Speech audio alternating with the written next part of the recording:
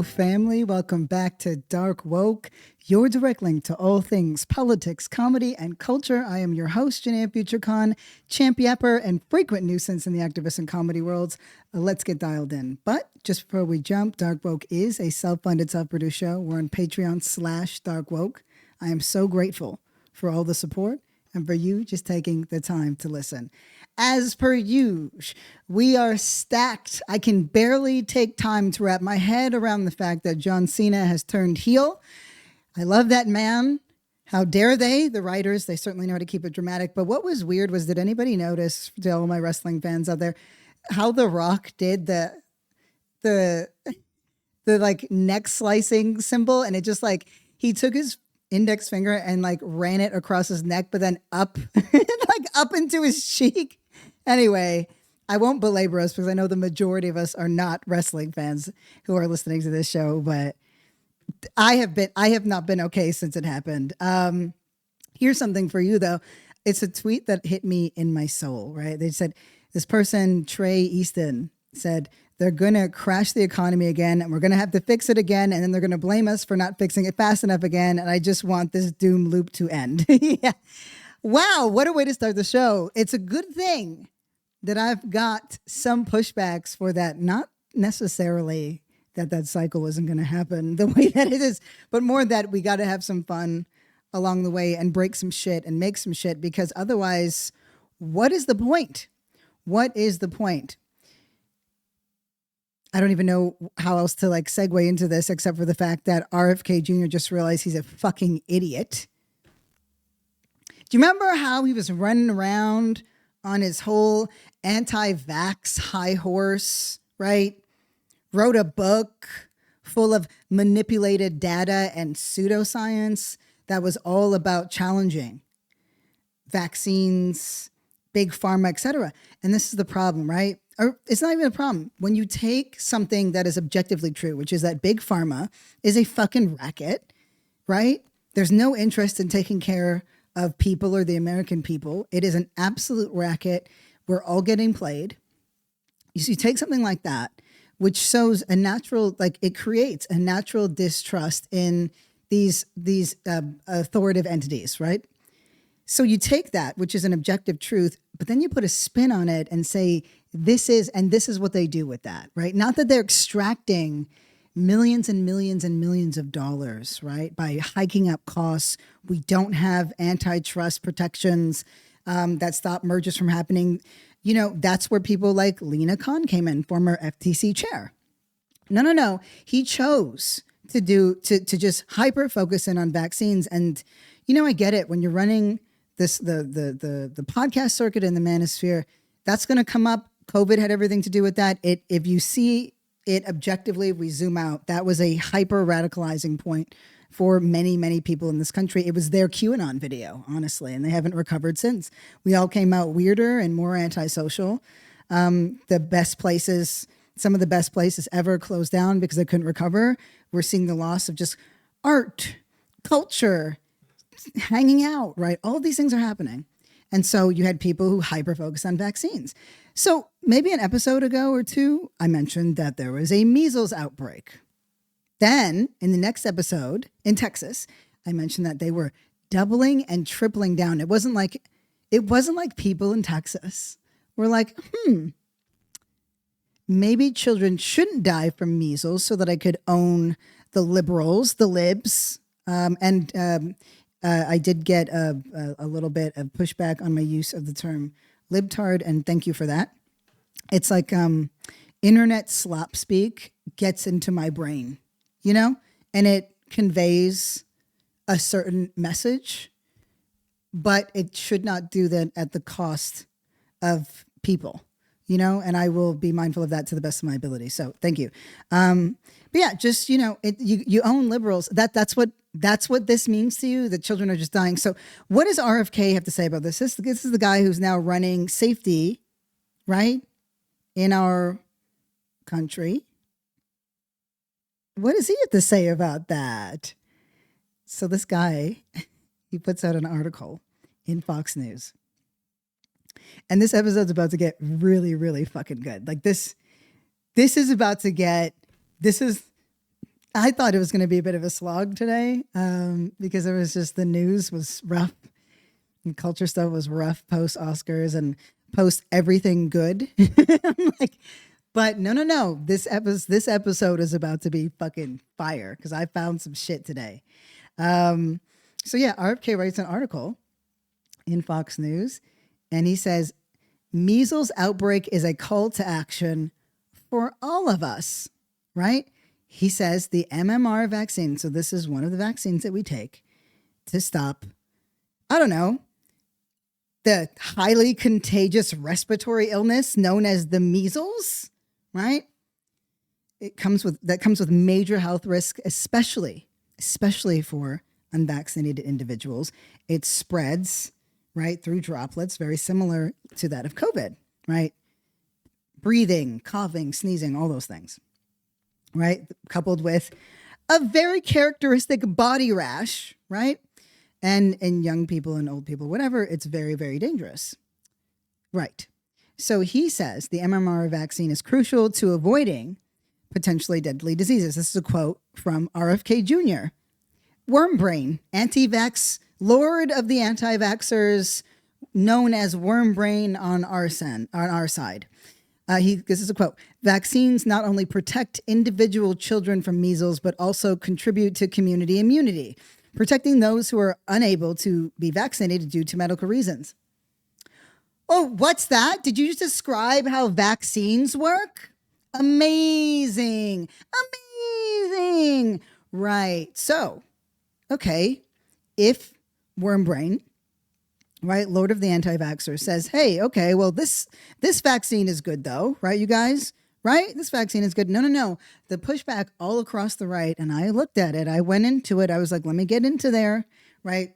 From like hardcore extreme right all the way to more forward-facing right people like a Ian Carroll, for example, or a Candace Owens, both people that, just like broken clocks, might be right on something, but like RFK learns, and we know, you cannot stop extremism. Once you remove the dam, it floods. There's nothing that you can do to pull it back. There's nothing. So Candace Owens and I, for example, absolutely agree on Israel, right? Like 100%.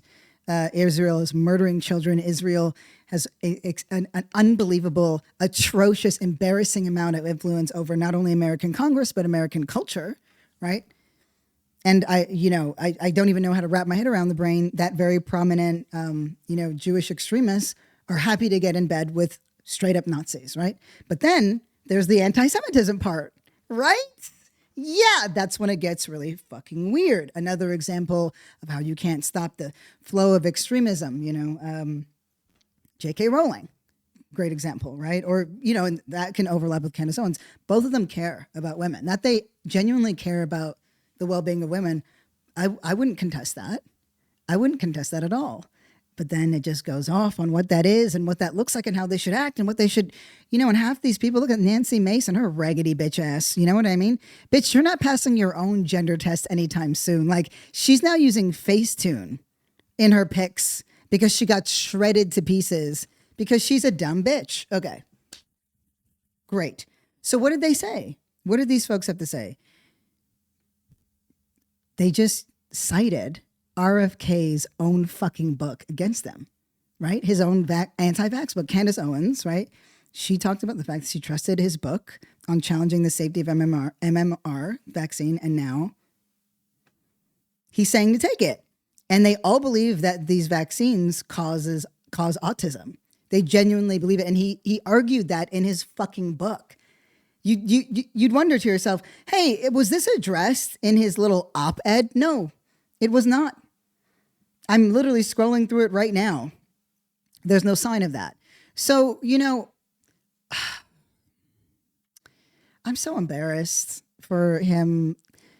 And like, you guys, I can't be embarrassed on behalf of white men in this political climate. Do you know what I mean? Like RFK, you told people to not trust vaccines and even explicitly named the MMR vaccine that is stopping this, that stopped the spread of measles.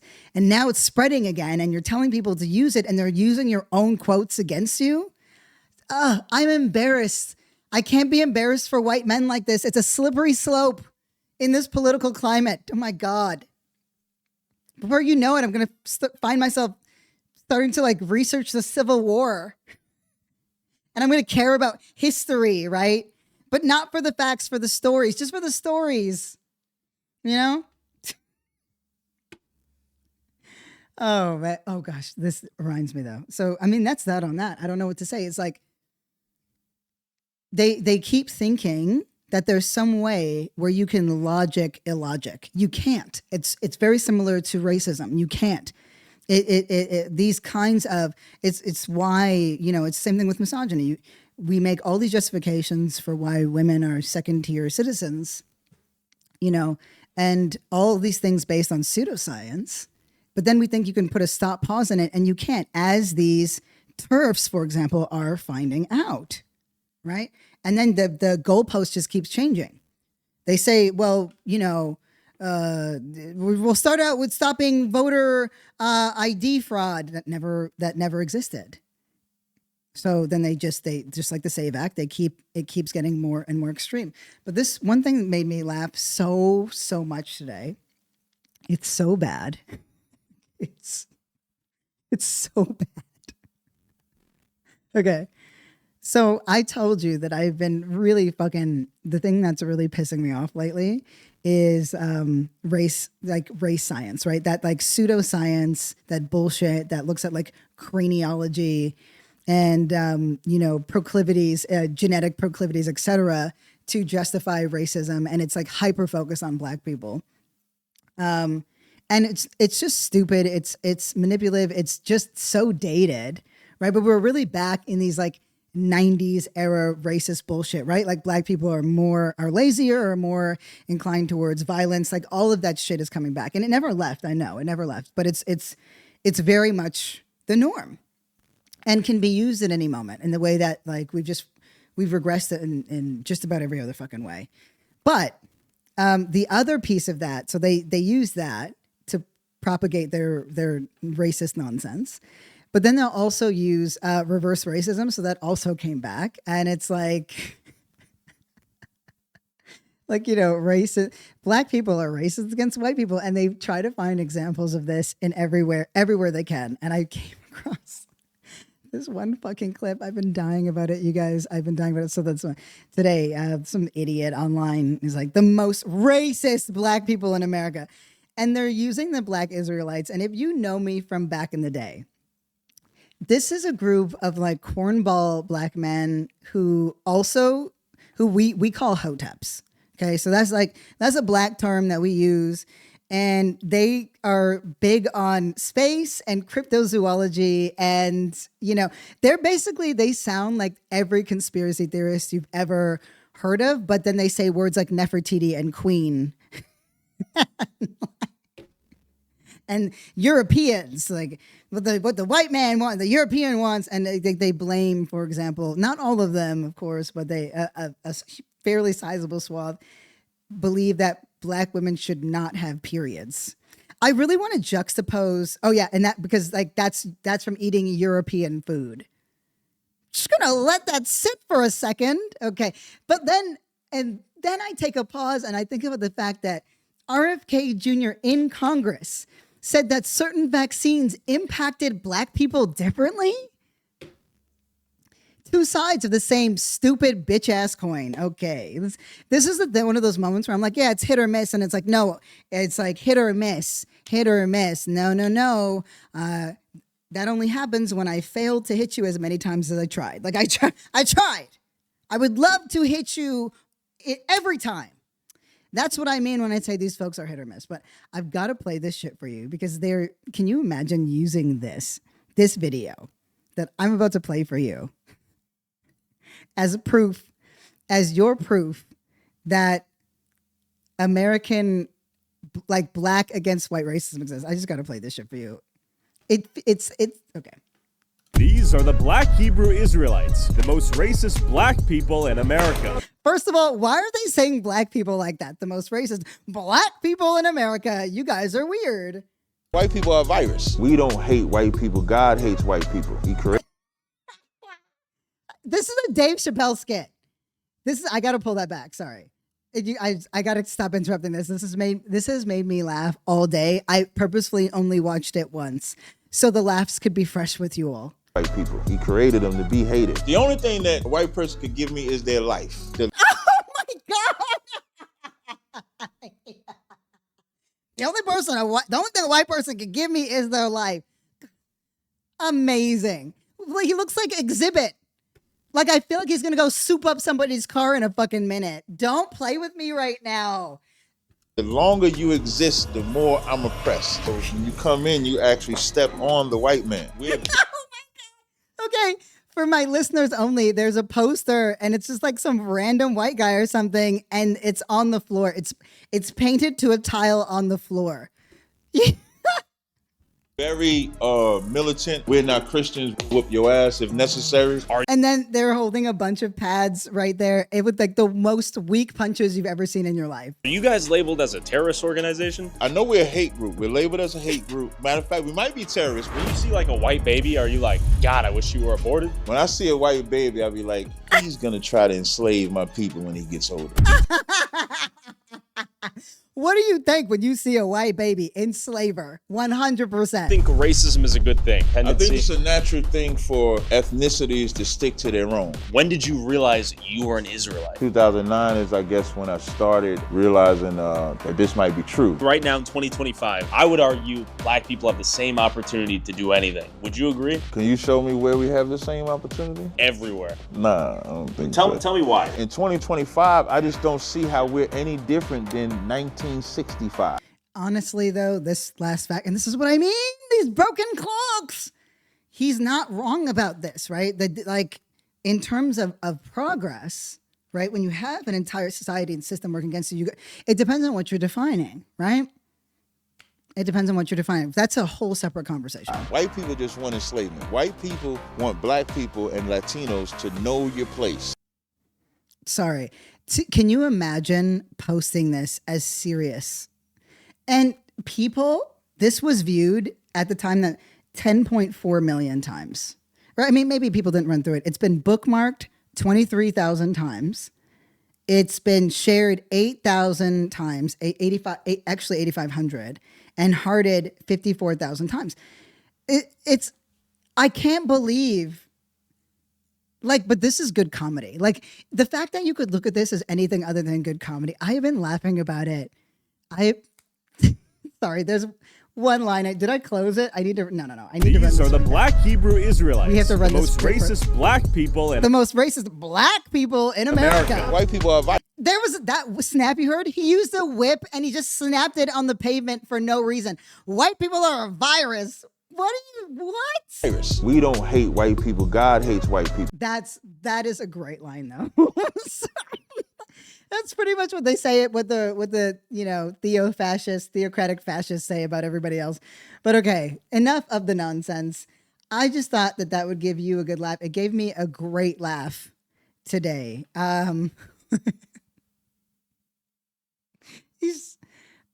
Okay. Now to get into something actually useful, okay? Elon Musk is evil. And all they are, this whole administration, this entire thing is just a scam to pull out as much money as possible, but also to foster as much discord and hatred between us as possible. Because as long as we are focused on each other, we are never looking up, right? We're never looking up at the powers that be. And the thing that actually stuns me as somebody who listens to the manosphere, who's been, who's in it, on the fringes anyway, because I enjoy it when it's not nuts, but I have an obligation to pay attention, right? And I have an obligation to synthesize what I am seeing so I understand the full scope. Is how people like Joe Rogan, I don't think he understands that he's no longer like the the guy who's swinging out of left field. Like the Joe Rogan that I fell in love with. I said that on purpose because I feel like we're both on testosterone. I just feel like we're buddies. We're like, it's a club, right? We're some more than what I thought turned gay. I did not know. There's something in the juice. Anyway, if you don't have trans men in your life, then you don't get it. But what I'm saying is they go gay. A lot of them go gay. Anyway, this is the guy who got banned from the Comedy Store. This is Joe Rogan I'm talking about, who got banned from the Comedy Store because he came out and he called out a comedian who was stealing other people's jokes. That's a cool guy. That's the guy who all the famous comedians knew, but he wasn't famous himself. And he did this fucking podcast and he brought on people and he thought through things and he just changed a lot over the pandemic. And with this consolidation of power across the right, I don't think he understands that he is mainstream media now. I think he thinks that if he's not owned by a network, but it's like, your own listeners, your own followers are upset at you because of how much leeway you give Elon Musk. Right? I'm going to play this for you. And also because I want to build us up our understanding of econ or like economics, economy, etc. I want to tell you, I'm going to play this clip for you on that encapsulates what I'm talking about. And also the lie that was told, that was not pushed back on. Right? Let me play this for you. It got my attention. It pissed me off. So again, Elon Musk is on Rogan's show. Well, I mean, the government's one big pyramid scheme, if you ask me. Yeah, well, you can tell me better than anybody. Social Security is the biggest Ponzi scheme of all time. Right, explain that. Oh, so people pay into Social Security, and the money goes out of Social Security immediately. But the obligation for Social Security is your entire retirement career. So I just want to be clear. Elon Musk on Joe Rogan's show, which is listened to millions and millions of people per week, has said that Social Security is a Ponzi scheme. Just remember that. All of this is his really threadbare justification, but just remember that. You're paying you're paying like if you look at the future obligations of Social Security, it far exceeds the tax revenue.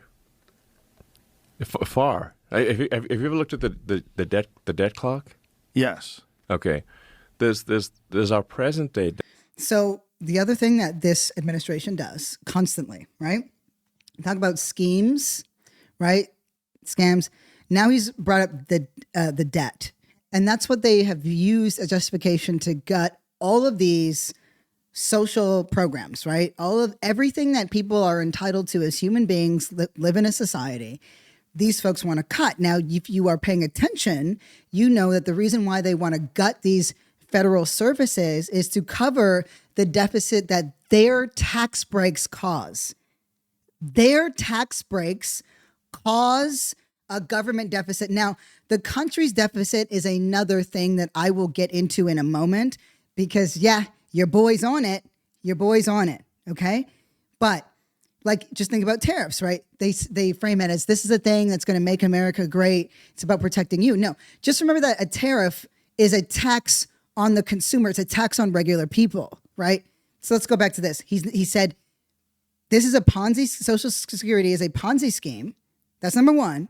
And number two is that he's saying if we hit fast forward, the government can't cover it. It can't cover it. It's just going to cause this massive debt. And that's what they keep getting back to, these motherfuckers. Debt. But then there's our future obligations. So when you look at the future obligations of Social Security, the actual national debt is like double what people think it is because of the future obligations. So did you hear that groan? That wasn't me. That was Joe.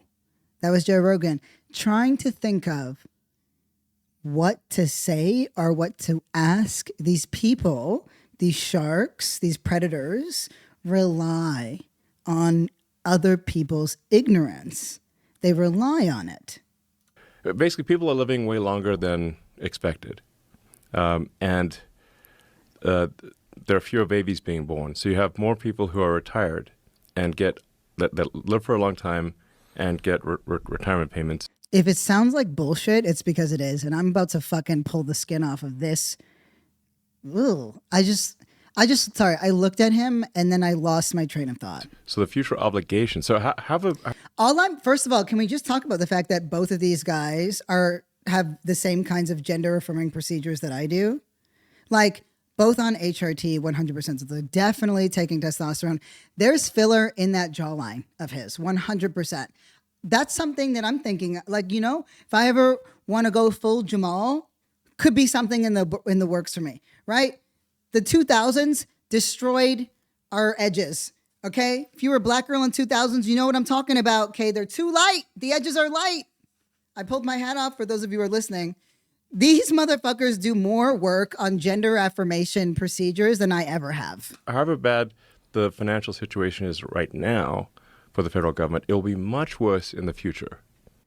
Okay, so you heard what he said. He said on Joe Rogan's podcast that it was a Ponzi scheme. Rogan had no real comeback at all, right?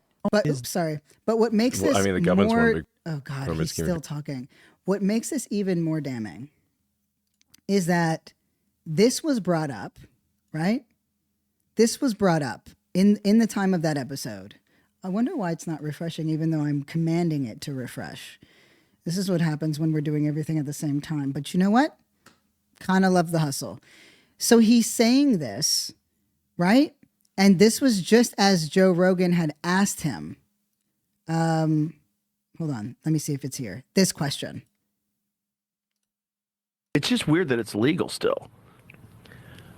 So what he's talking about, Joe Rogan said it's weird that it's legal still. He's talking about crypto scams and pump and dumps, which is what has been happening when people get rug pulled. So what is very prevalent, and we saw it's you know, with that fuckhead, and I think in Argentina, we can talk about all of this, but it's they've all done it. This whole meme coin bullshit and these crypto scams, and they've all walked away with hundreds of millions, or collectively, I think billions of dollars at this point.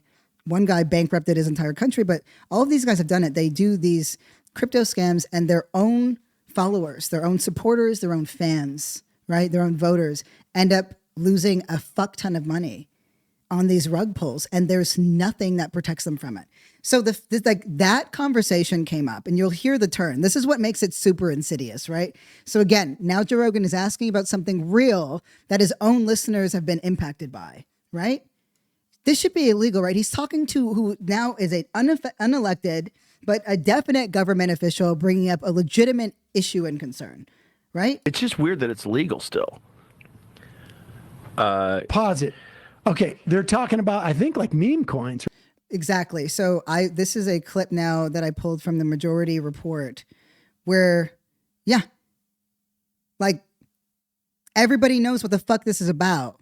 And just as instead of addressing it, Musk turned it onto Social Security.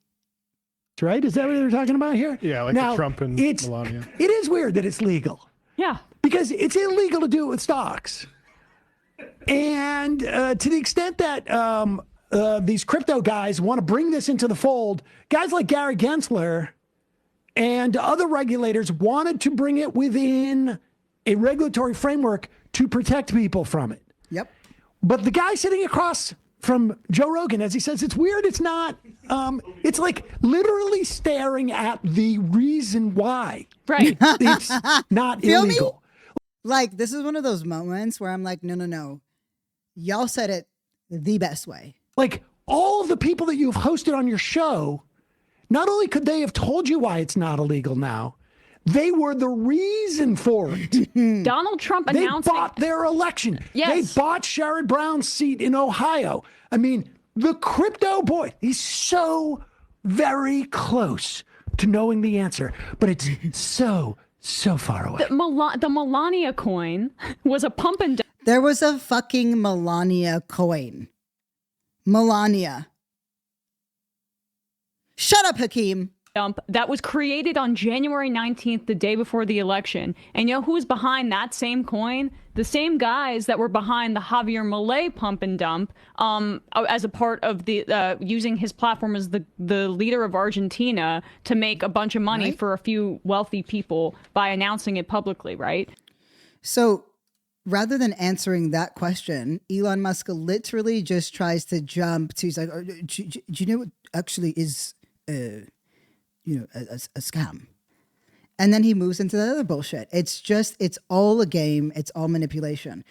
But I did want to find something that spoke to us about how to respond or how to think about the national debt, because it is one of their talking points. And that's partly what we do on this show, right? What I can bring to you is to what are they saying and how do we rebuttal what they're saying?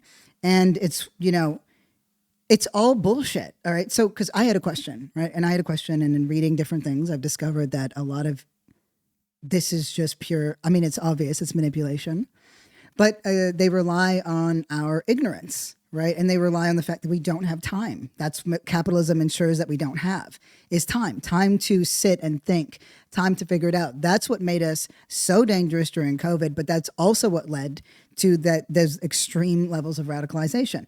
So here's the question. Is national debt a real cause for concern? Like, should we be concerned about it? Because they frame it like it is, right? And if you're just using regular logic, right, which bureaucracy obviously destroys, but if you're just using regular logic, you're thinking to yourself, okay, is the national debt the reason why I'm struggling? The reason why I can't pay my bills? The reason why I have to work 3 different jobs, and why I can't afford healthcare, or, why my standard of living has not increased. So this is a segment from CBS Mornings that is from October 2024. And it was the best explanation from one of the smartest people that I could think of that responds to this. So I'm going to play this for you, right? Because this is a talking point that is being used to manipulate us. And it's pissing me off. Like, that's the theme these days, y'all. What's pissing off Lil Future? What's going on? Oh, it better not have restarted. Hold on. Because I made it big. Here we go. Well, we're going to get into it. We have a chief economist who was on the U.S. Senate Finance Committee, Senate Budget Committee. You were the chief economist for the Democratic senators. Also, Stephanie Kelton, you wrote the book, The Deficit Myth, Modern Monetary Theory and the Birth of the People's Economy. So the book is called The Deficit Myth, Modern Monetary Theory and the Birth of the People's Economy by Stephanie Kelton. The book main title is The Deficit Myth. I need to get this book. But first, let's listen to our girl answer the big question. He advised Bernie Sanders during his campaign. So we have a... Bernie Sanders, she advised my little matzo ball. Let's go. Okay, I just got rehyped. Let's go. A certified, bona fide person who can really talk about this. And this is really a different way at looking at debt, because we have all been conditioned to think when you spend money that you don't have, it's a bad thing. Why is it not? Well, it's a good thing for the people who receive that money. And that's the part of the story that I think we so often miss, right? Because people talk about the deficit and they're telling us what's happening on the government's side of the ledger. And so you said just a moment ago, when the government spends more than it collects in taxes, we call that a deficit. So using roughly accurate numbers for where we are today, if the government is spending, let's say, $6.5 trillion and only collecting back $5 trillion in taxes, that means the government is adding about $1.5 trillion to some other part of the economy. Their deficits are our surpluses. If someone... Holy shit. Did you just get that? Their deficits are our surpluses. Now, if you're like me, you blacked out a little bit when you heard 6 trillion and 4 trillion. Okay. It's like, do not allow your eyes to glaze over, because I don't know if anyone knows this, but Math and I've moved on, right? Like, I've moved on to bigger and better things. But that's right. Deficits are surpluses. I'm just going to run that little talking point back, okay? are our surpluses. If someone puts Deficits are our surpluses. One last time for the people in the back. Are our surpluses. If someone puts 10 in and then takes 5 out, what they've really done is make a deposit, right? The deficit is the government's financial contribution to someone else's bank account. The question. Holy fucking shit. The deficit is the government's contribution to someone else's bank account. That's us. Question is, every deficit is good for someone in purely financial terms, but for whom and for what? Are we solving problems in the economy? Is poverty going down? Is our infrastructure getting safer? Are we dealing with health care and education? Or are we using the deficit to increase the bank accounts of people who are already doing pretty well? We can do. And that's the problem is that is what's been happening too often, right? Do that with tax cuts, for example. Okay, so there's what we're spending money on, which we argue about all the time and talk about all the time. But this question of whether we should worry about paying back, quote unquote, the debt. Lots of people from both sides of the aisle are worried about that, Yeah. right? But you say we shouldn't be. How come? Well, so what I'm saying is the deficit is the thing that happens each year, and the debt is the record over time of all of the contributions the government has made in financial terms. So it's like that CVS receipt that we all get. You know, Oh, it's it's the so really long. right. Yeah. It's the really long one. And so the debt is telling us the cumulative total of how much money the government has put into our hands, but not taxed away from us. Those dollars are our savings. It's part of our. Oh my God. My brain, like everything that we have been taught has been absolutely fucking useless and bullshit. I just need to run this back a couple, because are you kidding me? It's a surplus. So in this soundbite, right? Our girl has made the distinction between debt and deficits, right? And talked about how that deficit is the sum total.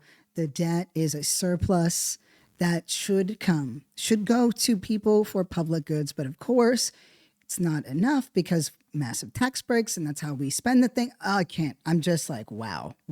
Hands, but not taxed away from us. Those dollars are our savings. It's part of our wealth. So when we worry about the national debt, it's as if we're wringing our hands and saying, my God, we have all of this savings. We've got all of this wealth. What are we going to do to grow out of it? But isn't it bad to Wouldn't that print be money a good reframe? Okay, this girl's asking a good question, but wouldn't that be an amazing reframe?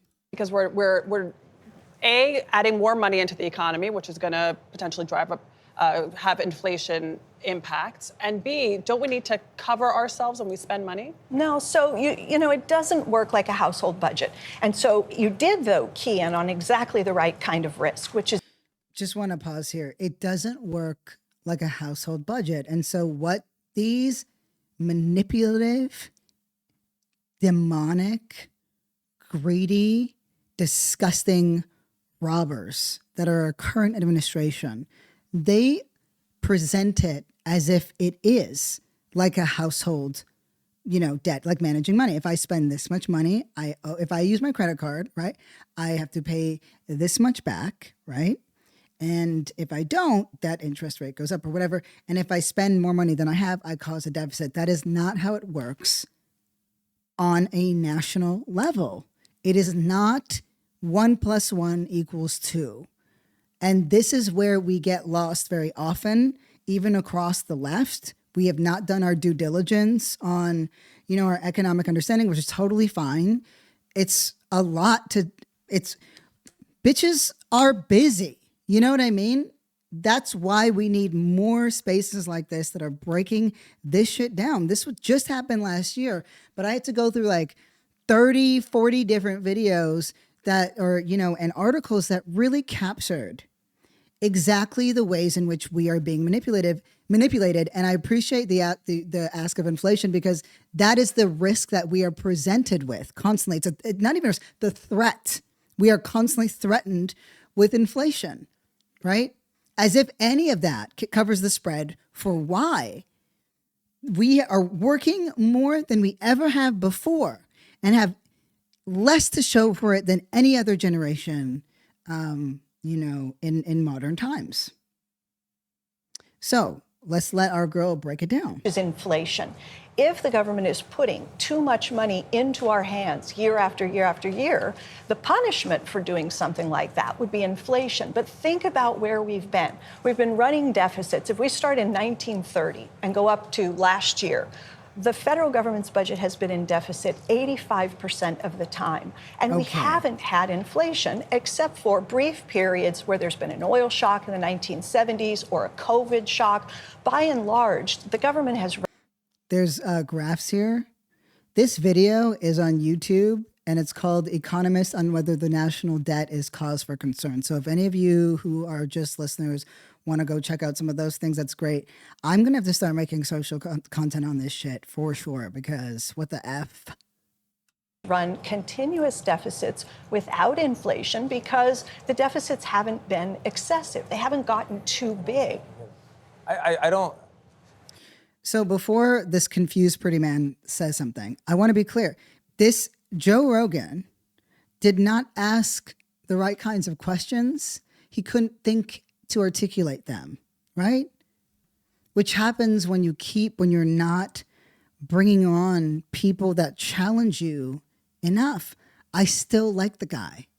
I still think there's a way back, but these guys have to get used to the fact that they are not where they were 7 years ago, 8 years ago. You're not the counterculture anymore. You are the status quo. And when you keep representing the status quo, sitting across from the guy that's literally robbing your own follower base, I'd love to see you be the champion that you were, Joe. So why you come with this reframing, and not only you, but other people, you've got a Not reframing, just the fucking facts, you pretty man. bestseller on the topic, so that's unusual for this topic. But so, I mean, ProPublica in 2021 wrote a piece about how Donald Trump promised to, slash the debt, and instead he created a profoundly damaging legacy by running up the debt that's going to wreak havoc on our children and grandchildren. That's the typical way that people talk about the debt. And you don't talk about it in those terms. How did everybody miss this until now?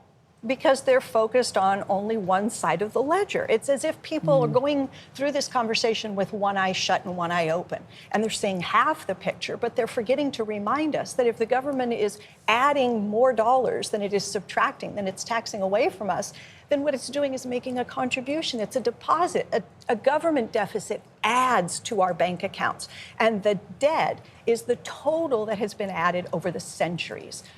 That right there is for any of us who are like, how do I talk about this, synthesize it? That last little bit right there. I am still doing this. Basically, what I do is I take notes and then I sit for a really long time.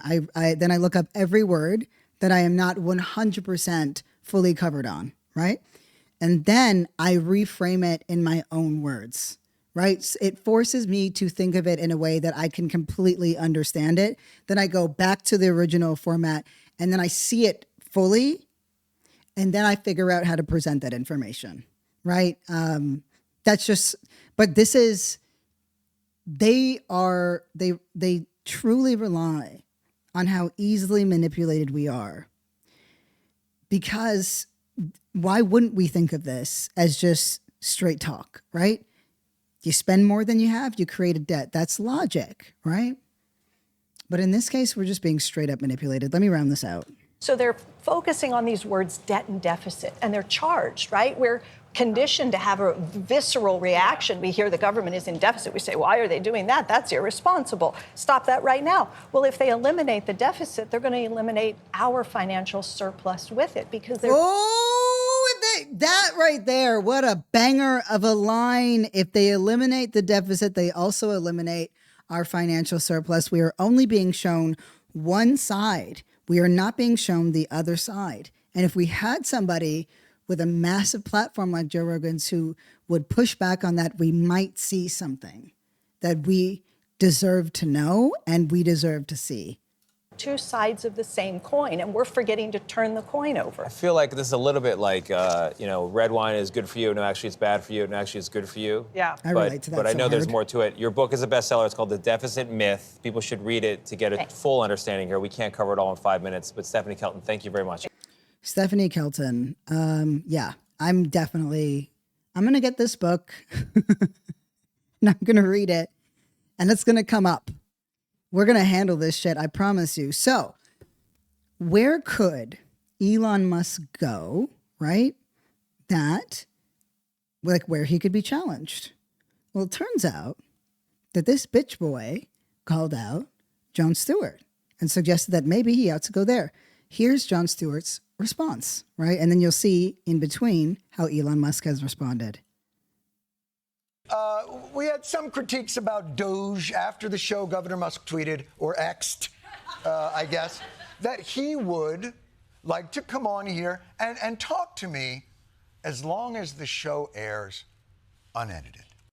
Now, as Stewart will do in a moment, but this, I want to just, we got to pay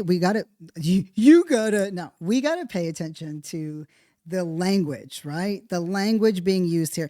And, I'm going to be taking more time to like punch up my shit because I hope I'm making you laugh. I hope this isn't, just heavy, but I'm like, it's more, we are doing something totally different. We're not just relaying what is going on, right? This is where we learn and we plot and we fucking grow and we go beast mode. The language that's being used here is massaging. It's greasing the wheels, right? Which Wesley's doing, which we know because the guy he wouldn't know he's doing it because the guy can only ever get half cocked. But, I will do it if the show airs unedited right there. So he's creating a caveat. This is basically Musk versus Zuckerberg in MMA. Remember that when he was like, oh, I'm going to fight him in MMA and then found out that Mark actually did MMA and then fucked off and you never heard about it again. He made some bullshit excuse about his back. This is the same shit. He pretends that he's a brave guy. He pretends that he's open to dialogue and that he wants debate, but he's an actual coward and a little bitch boy. But you know what? Why don't we see what John has to say about that? So I thought about it, and after a prayerful week with my family, well, a family.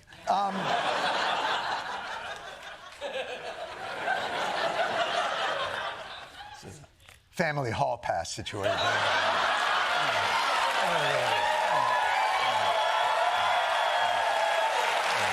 You don't want to know. You don't want to know, and quite frankly, I don't want to know. But after thinking about his offer, I thought, hey, that's actually how the in-studio interviews normally air. Is unedited, so sure. We'd be delighted. As a matter of fact, let me sweeten or unsweeten the pot. The interview can be 15 minutes, it can be an hour, it can be 2 hours, whatever. I'll be honest, I don't think this network makes any other programming.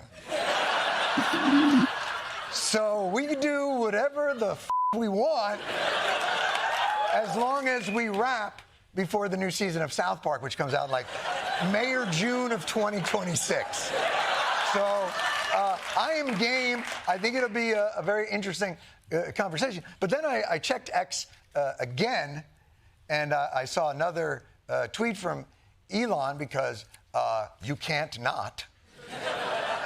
And he then said, after saying I'd like to come on, Jon Stewart cannot be trusted, and that I am a propagandist, and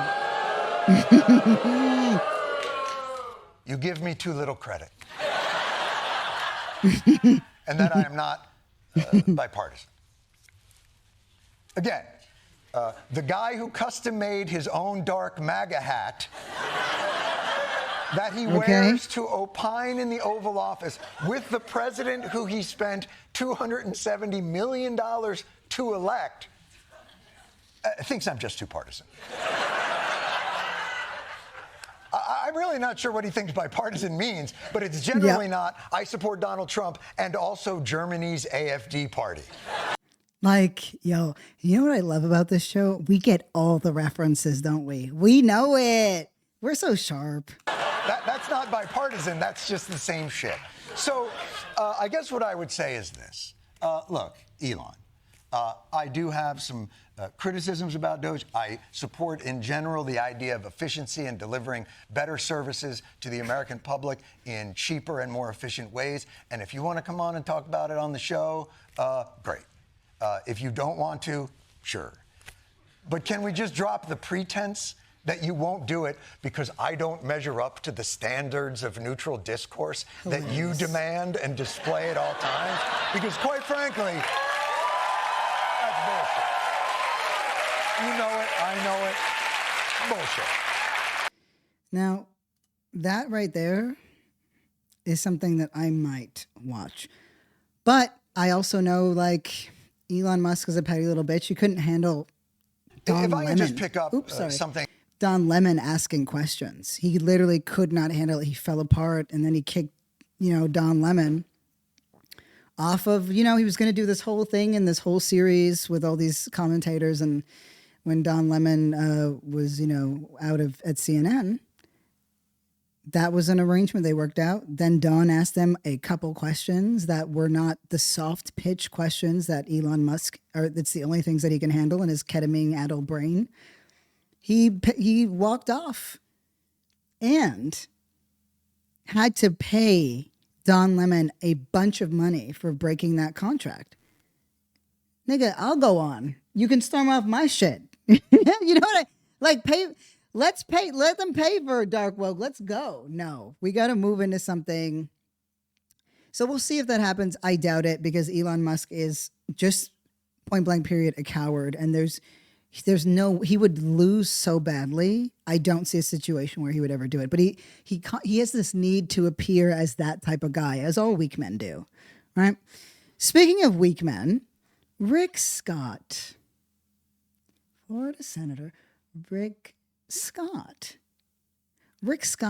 who looks like he belongs in one, like he belongs. I was going to say in one of J.K. Rowling's books, but I'm like, he kind of just belongs in her world now, doesn't he? Whatever. Rick Scott fired some shots at AOC today. Rick Scott. Gonna have fun talking about this. Why don't we just jump right into it? This is him on the Benny Show podcast. I don't know what the fuck. The manosphere is large, and they just every guy is just like, let me start a podcast. And you know what? I'm one of them now, so I get it. Should members of Congress be... Sorry, this guy's voice. Wow. Okay. Should members of Congress... Here we go. Let's just keep going. ...be assisting criminals to avoid federal law enforcement? It seems fraught at best. I think we do an oath, right? That we're supposed to uphold the... They do sarcasm so badly. I have never, gray, just beige, just, no flair, no art, no culture. The Constitution. Dead in the eyes. Not tell people how, to evade the Constitution. So I didn't seem like that's part of my job description, to tell people that here's how you don't comply with the law. So I think it sure seems like she's violating the law. And, look, we need to have equal protection and equal enforcement of the law. And if she's done something wrong, I hope Tom Homan does his job and prosecutes her to the full extent of the law. Okay, so there you have Rick Scott saying that AOC should be investigated, right, to the highest standard of law because she should be investigated and prosecuted for aiding migrants.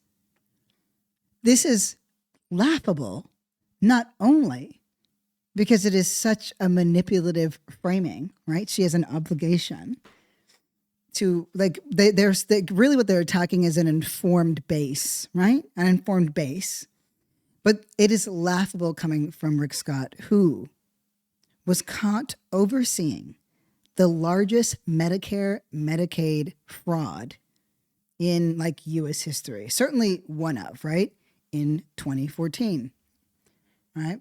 A whistleblower helped the federal government investigate Columbia HCA, which described as a company with 2 sets of books and said he had, right, this is the investigator, he had, quote, no doubt in my mind that Rick Scott was the leader of a criminal enterprise. This is all from the Miami Herald.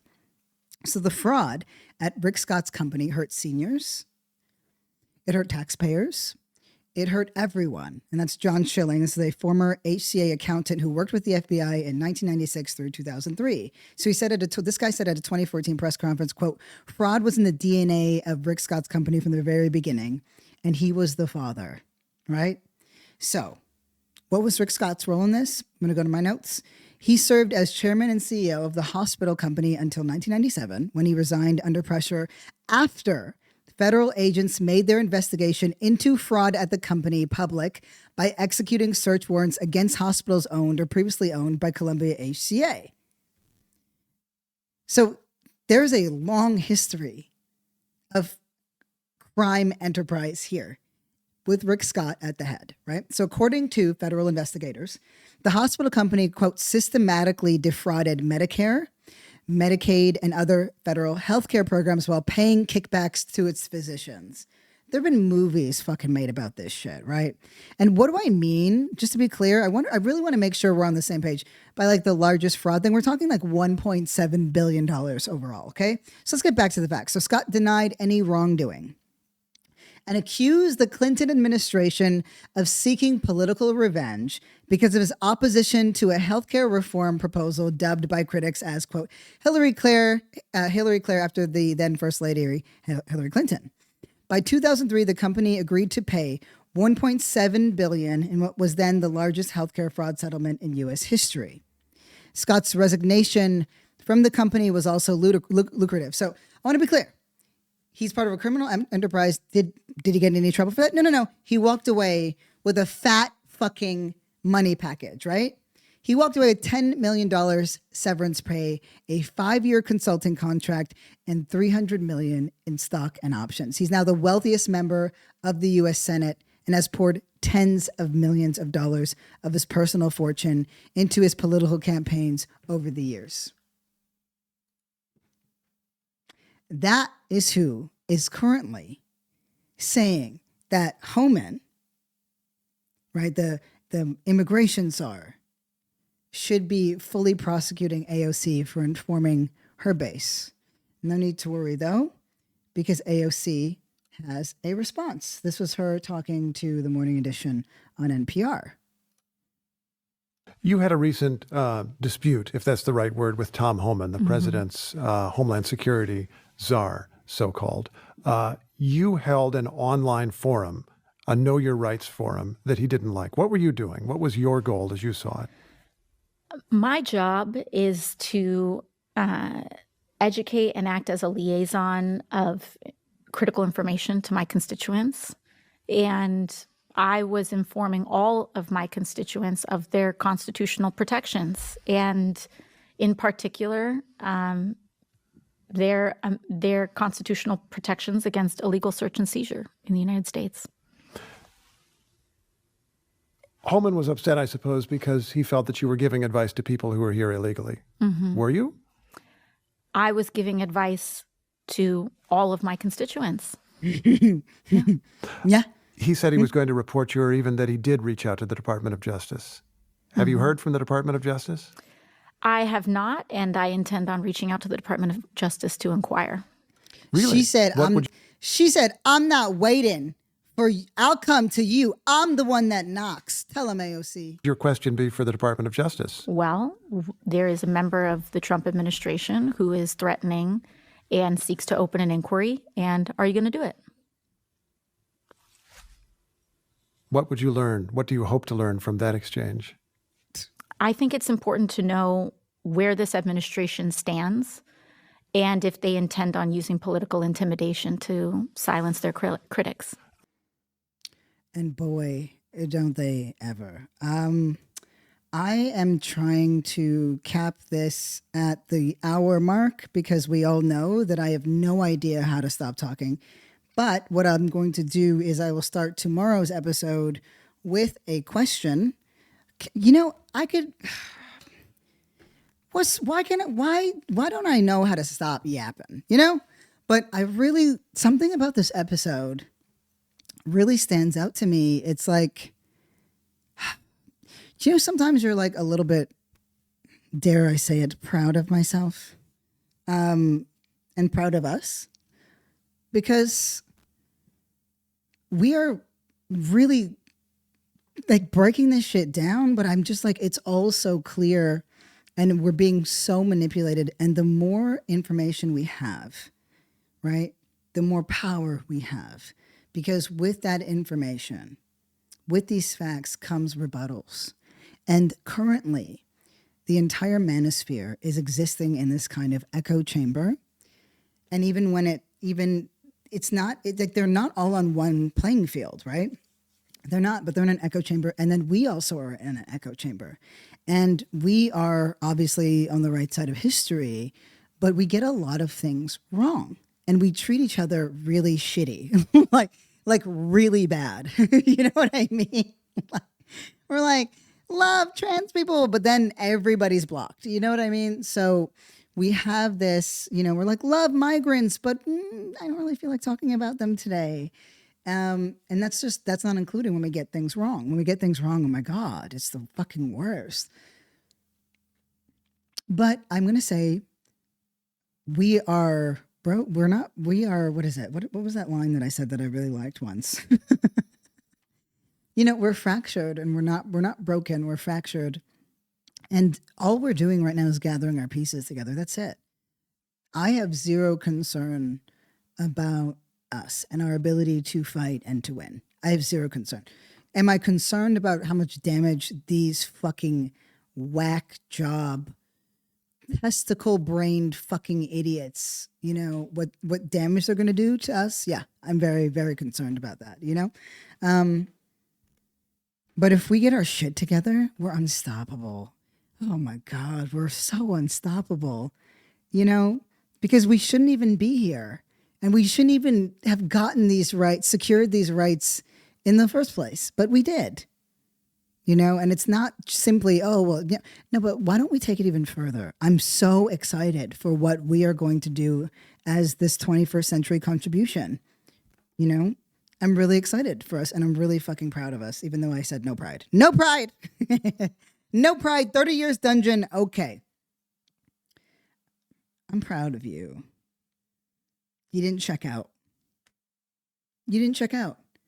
And everything in you, right? I'm not talking about like a day or everybody needs a couple of days or whatever. But you're sticking it through. You're landing it. You are still here.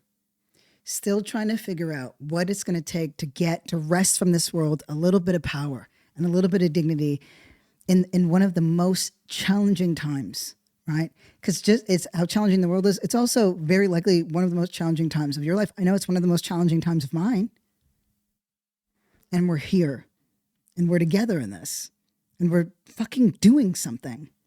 Right? We're getting ourselves prepared because our ignorances or our naivetes are being exploited. Right?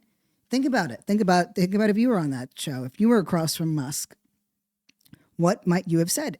Right now, right? But think about what you would have said with a little bit of prep. Ooh, I'm on my Count of Monte Cristo. Let's go. Okay. So I'll start out tomorrow with a question. And it might just be that we don't have them every day, which would definitely take some of the burden off of like life. But I do want it to be a part of the show. And if you feel really strongly about it being every day, let me know, because I'm actually game. And honestly, y'all are kind of the deciding factor in all of this. Anyway, let me hit that outro music, because here we are again, right past the 1 hour mark. What's wrong with me?